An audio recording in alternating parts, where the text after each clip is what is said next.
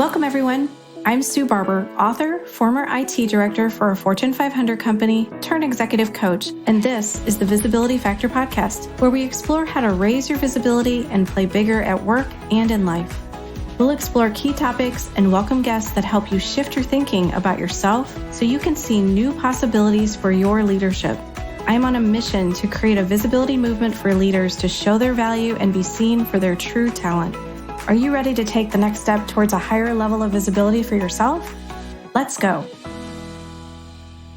The Visibility Factor podcast is brought to you in part by the 90-Day Visibility Breakthrough Accelerator Program. Do you believe deep down inside that you can have a bigger career, but you don't know how to get there? You can keep doing what you're doing, but what if there is a better way that could accelerate your progress? This 90-day program is a powerful experience that is unique to you and provides dedicated time to focus on your specific challenge. It gives you the time to develop big ideas and plans to execute them, including the tools, resources, and motivation needed for success. Hundreds of clients have used this same program to take them to the next level in their career and to create a better life. Join me in a 90-day experience that focuses on challenges like creating a strategic plan, how to lead an organizational change, or prepare for a career transition. This dedicated time will help you see new possibilities, recognize your strengths, and take away key insights that can be leveraged immediately. Are you ready to create a breakthrough for yourself? If you're interested in learning more, visit susanmbarber.com/visibility breakthrough accelerator for more information and to sign up for the program. I look forward to seeing you there. Welcome back to the Visibility Factor podcast. This is Sue Barber, your host. Today, we're going to talk about becoming a leader. Not everybody has the opportunity to lead a team, but when you do, you can see so many positive things that can come out of this experience. You get to develop a team, take on larger projects, gain more responsibility. You get exposure to senior management, and you get to move up a rung on the corporate ladder, to name just a few ideas that have happened for people and for me. Now, everyone's going to look at you for your thought leadership, decision-making, and to see how you will make your mark with this team that you have now. And one thing to understand is that leadership isn't something that people are immediately good at when they get the title. And I think that's what happens for a lot of people is they make that assumption, well, I got the title, so now I have to be really good. I have to have all the answers. Let me just tell you, you don't. It takes time to figure out who you are and what you stand for. Having a strong leadership foundation is a great way to start, but then what? Unfortunately, you can take every class there is, but that is not going to help you get through the situations that you're going to deal with as a leader. And those are both good things and things that are more challenging. There are many things that are probably running through your head in the beginning. You're trying to take in new information. What does everybody do in the group? Who are your team members? What are their experiences and what are their strengths? How can you set this team up for success to accomplish the objectives that you've been given? This is your time to look at things objectively and decide if there are changes that you want to make. Meet with your team members and clients to listen to them and analyze what's working or not working. Realistically, you should probably meet with all the key players in the beginning very quickly because you need to gather information, understand what changes may be needed, document those, align them with people in the organization, key stakeholders that you may need to have conversations with. Most of the time, you want to try to have a really good, solid plan of what you're going to do in this team by the first 90 days. Now, it doesn't have to be exactly 90 days, but the sooner you implement the changes, the better it is for everyone. If you try to make changes around 6 months, it's just going to be a lot more challenging because everybody's going to continue to have done what they've always done. And it's much easier to rip the Band-Aid off in the beginning and just make whatever changes you think are the right things to make. Some ideas might be, are people duplicating work? Are people doing work they shouldn't be doing? Are they doing too much work and you need to reallocate workload? Once those things have already started, it's much more challenging to move things around. So because you're new, people will be expecting you to make changes. Just go ahead and do that. So start with what you think is best. Build the best foundation with your team that you can. There's always going to be new projects, resource changes, or new priorities that come along, which are going to require shifts to what your group is doing. Keep evaluating how things are working. And as these types of changes happen, you can either incorporate them and make adjustments, or you don't have to. Don't overanalyze things and let perfection get in the way of what will work for right now. Just start leading your team and begin making a difference for them and your organization. Now, here are some challenges that new leaders might encounter. Leadership doesn't come naturally for everyone. We've talked a little bit about that already. But what is fascinating, though, it's not that they're not good leaders.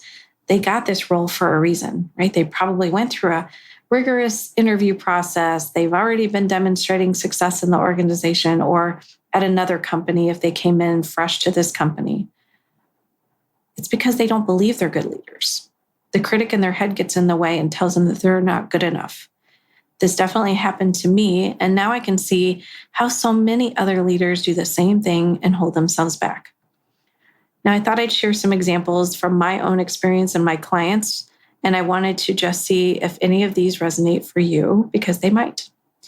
So some of my limiting beliefs were that only senior leaders could sit at the big table during a meeting. And I would think to myself, I respect them. They're higher on the chain of command. I don't belong there because I'm not on the executive team. I believed that thought for so long. I sat in the back of the room and didn't participate. I chose to sit in the back of the room because my belief was that I wasn't at the right level to sit at the table. So I created this invisibility story, right? I kept myself back there out of opportunities, and I hid behind those who chose to be out in front. Some other examples might be or assumptions or perceptions that you have that are going to prevent you from getting the things that you want, the career that you want to achieve. Some might be, I'm not qualified to do this. If I try this, I could fail. People will judge me. I don't have enough experience. I can't apply for that job because I haven't worked at that level before. I don't have every experience on that job description, so I shouldn't apply. Everybody else is good at this, but I am not. Now, those are all imposter syndrome thoughts. And if you've read my book, Chapter 7 is filled with a lot of those. Thousands of thoughts go through your head each day, comprised of stories, beliefs, experiences, ideas, and facts. Now, your thoughts might have been influenced by what you learned and experienced as you grew up. Your thoughts can either be positive or negative. If you don't monitor or question the thoughts that go through your mind, then you're going to automatically believe them. As I've said in the book, I compare it to a movie that you watch on repeat. That movie you watch each day becomes the lens through which you see reality and make decisions. Your brain looks at new things to find patterns of information and puts them together with your existing beliefs to confirm that they fit. This is called confirmation bias, and it means you will always be on the lookout for new facts to confirm that the information that you see in your quote-unquote movie is the truth. Now, in most situations, everybody around these types of leaders see how great they're doing, but that leader themselves can't get past the doubts and imposter syndrome that they feel. Identifying those limiting beliefs, stories, and doubts is a good first step to changing them. But once they are identified, it creates awareness and offers them a shift in perspective to a more positive view if they decide to take it. But this is a choice. Everyone can make the choice to create what they want in their life. They just need to take that first step. And I know for many, that first step seems kind of scary. I don't know what to do with this information. Even if I do turn it to a more positive view, what do I do with that? And that's just a lack of confidence and not trusting themselves yet. And some of the ways that you can get past this is looking at the past experiences that you've had in your career. You've done great things. Recognize that you've done those great things. You've got great results. You have great accomplishments.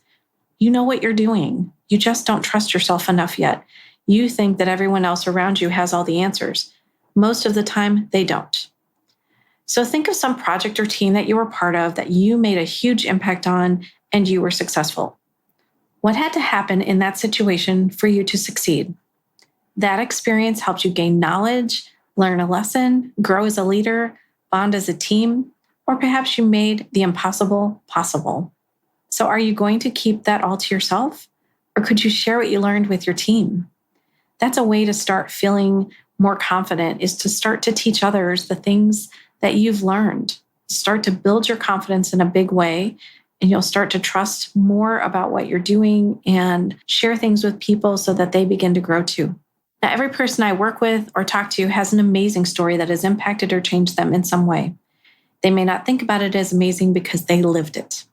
They may say words to describe it that sound like, I was just part of the team. It wasn't a big deal. I was just doing my job. Or we were just in the right place at the right time. This is diminishing and devaluing the good things that happened to avoid being seen and valued. I invite you to look at your experiences and knowledge as extraordinary instead. You will immediately show up and talk about it differently when you see it that way. Remember, with every conversation you have, you get a choice to tell your own story based on what you believe about yourself. So how do you want to tell it? What was the impact that it had on you? How did it shift your thinking or give you new ideas? What did you do because of that experience? Someone you mentor, a peer, or direct report can all benefit because of what you know. But if you don't share it, they never will. How can you take what you've learned and pay it forward by teaching or mentoring someone else? This is your story to tell, to show the good things that you've been involved in or led. Own your story.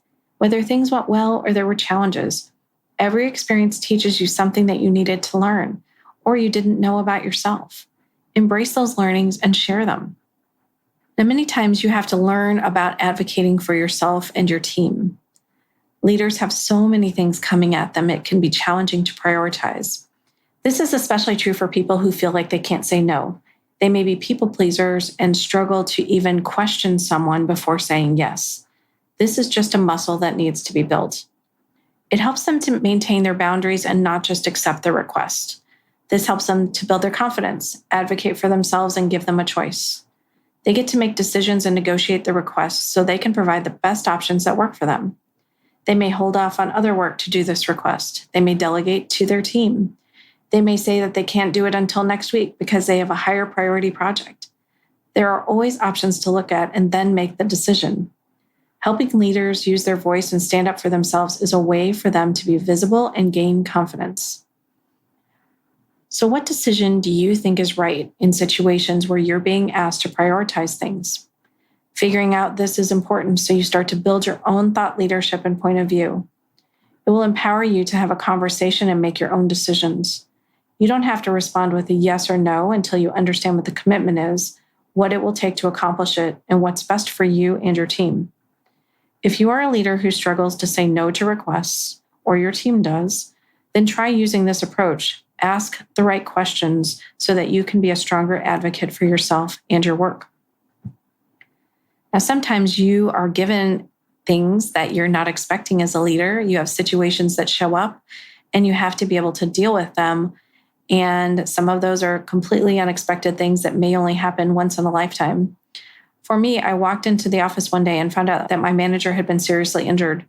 We found out that day he was going to be okay, but his recovery would require months out of the office. When my manager's boss told me of this news, he offered his support, but in the next breath said he would have minimal time to be able to work with me as he was working on a global program and would be traveling a lot. I knew what this meant. It meant I was going to be on my own. Now, every day there are challenges that leaders must face, and some are more challenging than others. This was definitely more challenging.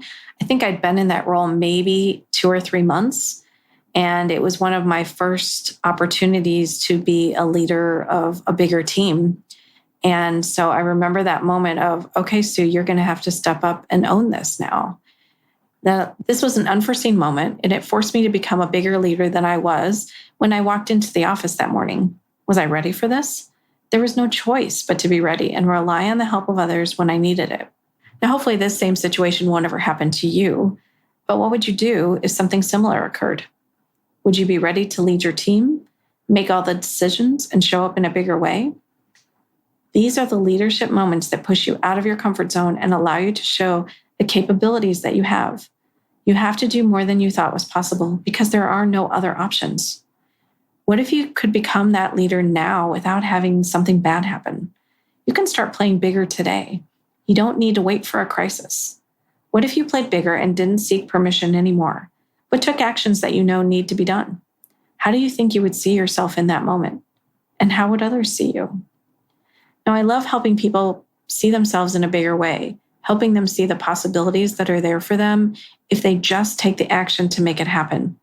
Think about what you could do today to become a bigger leader. Just take one action. It doesn't have to be perfect, that you know that could make a difference in how others see you. Just try and do an experiment. See what happens.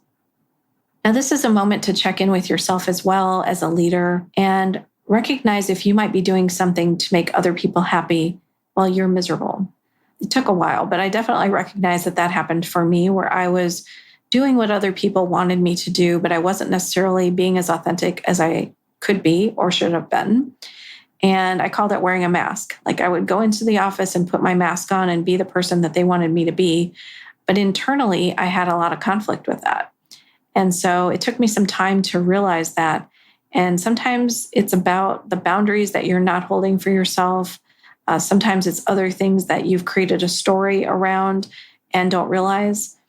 But most of the time, it's about just giving yourself some space and time to think about the things that you need to do in the best way. So my initial reaction to having boundaries was I didn't think they were great.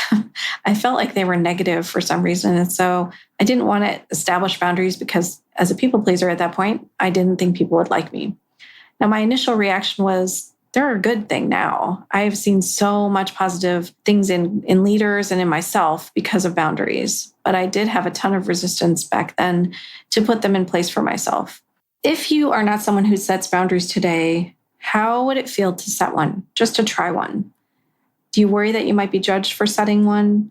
Will people feel like you're being difficult because you tell them you can't do something that they want you to do?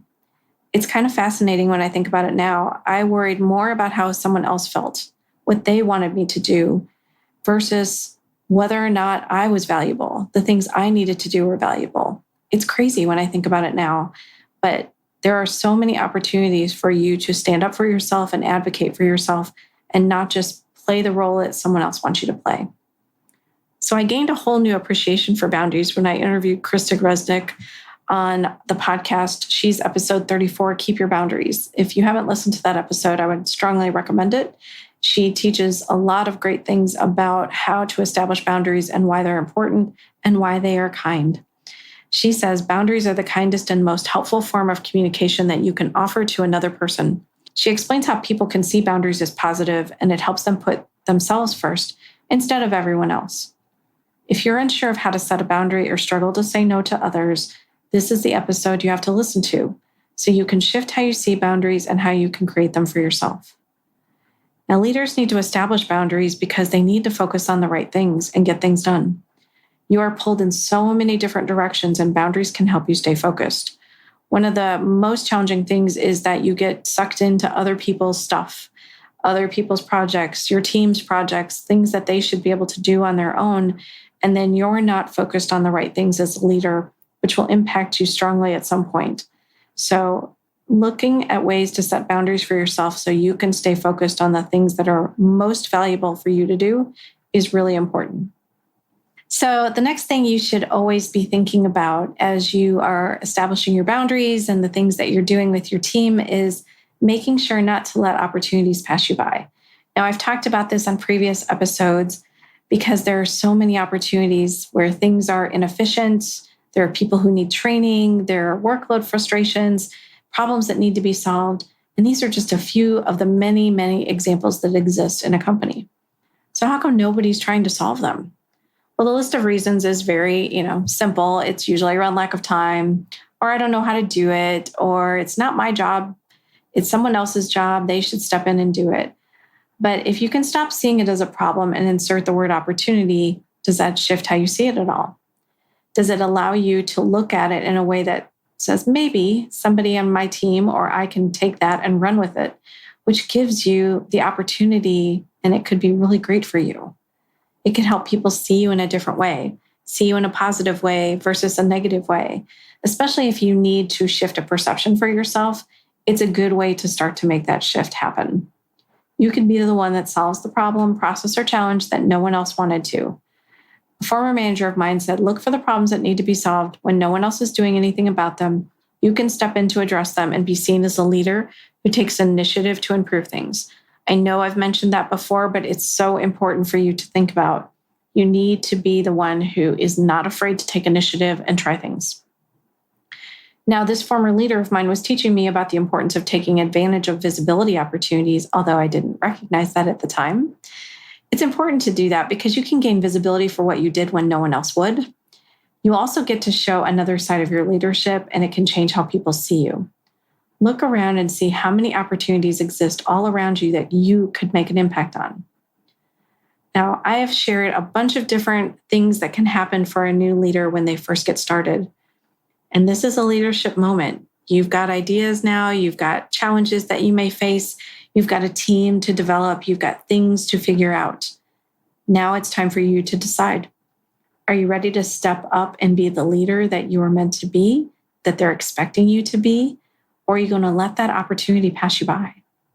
I really want you to spend some time and reflect on that so that you make the best choices for you as a leader and you really get to shine. Let's go into today's visibility action step. So I mentioned earlier in the podcast about negative thoughts, and a lot of people struggle with negative thoughts and don't always pay attention to them.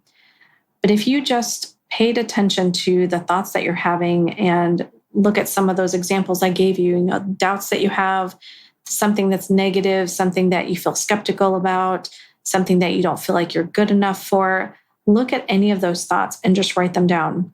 And once you write them down, what I'd like you to do is shift them into a positive.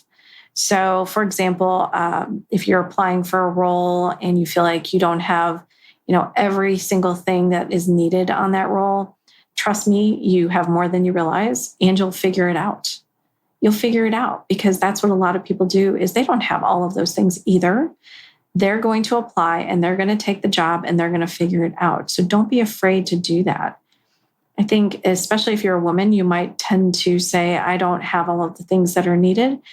And it's not true, right? You can figure things out. You've already done it before. But if you can look at any of the negative thoughts you have where I don't know enough about whatever that thing is and change it into a positive is, I am learning about this and I don't know everything yet, but I will, right? You have to recognize that you have opportunities to learn and grow. And just because you have a new manager or leader title doesn't mean you have to have all the answers right now. You can figure this out and give yourself some time and space to do that. Find a mentor, find a coach, find a great influencer in the organization that can help you. Do the things that you need to do to help yourself grow and learn through all these situations you're going to have. And you will have many, but those are all learning opportunities that are going to help you be the best leader you can be. Thanks so much for joining today on the Visibility Factor podcast, and we'll catch you on the next one. Thanks so much for listening to the Visibility Factor podcast.